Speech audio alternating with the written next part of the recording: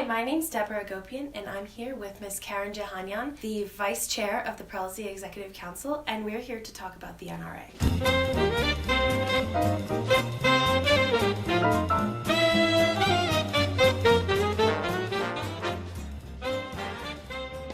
So Karen, what's the NRA? Well, it's not the National Rifle Association. Whenever we tell our non-Armenian friends that we're going to the NRA, they say, the National Rifle Association? No. The NRA is the National Representative Assembly. It's the highest body of our prelacy, and it's where policy is made and where we evaluate the activities of the Executive and Religious Council for the prior year. Can you give me an example of the work that the NRA does? That is a really good question. I really appreciate that. Many times we think that we go to the NRA and we're just listening to reports and that no change is going to occur. But in fact, a lot of change does occur as a result. A couple of years ago, the delegates got together and they were very interested in starting a youth ministry program for our prelacy.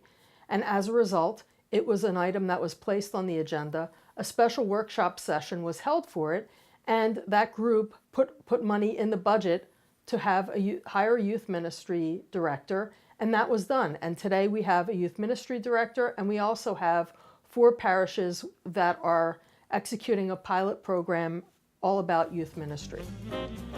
Can you give me some of the basics of the NRA? Well, the NRA is held on an annual basis in May, and there are a couple of components, or a few components as part of it. On Wednesday, the clergy meet and have their conference. This year, the Yeretskins will also meet, and they gather and talk about very important issues to them and to their parishes, and they pray together, and they form a bond so that they have a way of communicating as well. On Thursday, the lay delegates begin their session, which extends through Saturday, and the National Association of Ladies Guilds also meet from Thursday through Saturday. On the last day of the meeting, we have elections for both the lay and religious council members, and every 4 years we elect a prelate. So what should delegates expect at the meeting? Delegates should come to the meeting expecting to do some good work. They should come with their whole heart. They should be prepared to discuss issues that are relevant to their parish as well as to the prelacy at large, and they should be prepared by having spoken with their board of trustee members, their parish priest, and have a solid understanding of what goes on in the prelacy. In terms of preparing before they come to the meeting, they absolutely should be reading the report that is distributed by the Executive Council, which reviews the activities that we undertook during the prior year. The delegates should have an understanding of the prelacy bylaws so that when the meeting kicks off, and it does so, the first thing that we do is elect a nominating committee. And if you don't understand what is happening, it can be a little bit intimidating for a first-time NRA delegate. What are the responsibilities of an NRA delegate? Well, as I had mentioned, delegates need to understand things about their parish, and they need to understand the role of the Armenian Church and what their role is in that context. What happens during the meeting? The prelate, in this case, Oshagan Sirpazan, will start the meeting with a prayer, and then a temporary chair and secretary will be assigned. Following that, we will elect a nominating committee, and they will convene so that we can elect permanent chairs and secretaries for the meeting. After a lot of these preliminary activities go on, there will be a plenary session. The prelate will give his opening remarks for the meeting, and the business of the NRA will move forward. What else is discussed?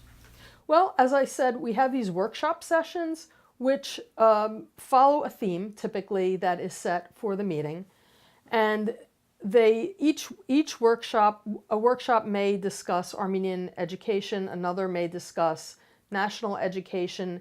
If there's a specific topic on youth ministry, that would be discussed. And then there is always a standard bylaws and financial committee. Those groups meet, they identify resolutions or recommendations, they bring that information back to the plenary session where those recommendations and resolutions are voted upon, and that is how the Executive Council does their work for the following year. What should delegates bring for the meeting? Well, they need to bring an open mind.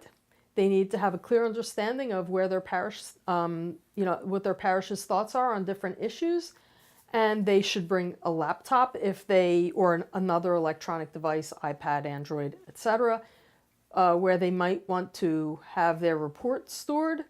If they don't use an electronic device for the report, they should bring a hard copy of the report, and they should have an understanding of the bylaws, and they should also be prepared to do some hard work.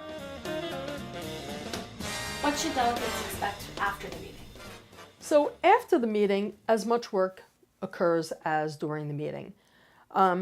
When a delegate returns to their parish, they need to give a report back to their Board of Trustees and their pastor. And in some cases, parishes have a general membership meeting, wherein the delegates give a report back to the members at large of their parish. The other thing is that the delegates will receive the minutes of the meeting.